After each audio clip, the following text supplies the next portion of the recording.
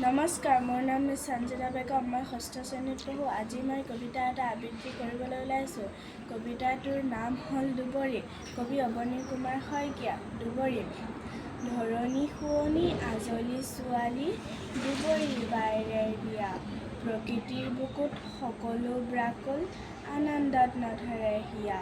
কোনেনো পিন্ধালে সেউজীয়া চাদৰখন, বতাহত উৰি থাকে আঁচল। কোনেনো পুৱাতে পিন্ধালে গহনা মুকুতা লগোৱা বাখৰ। শেৱালিয়ে পিন্ধালে শুকুলা পাহিৰ এধাৰি মালা গাঁঠি।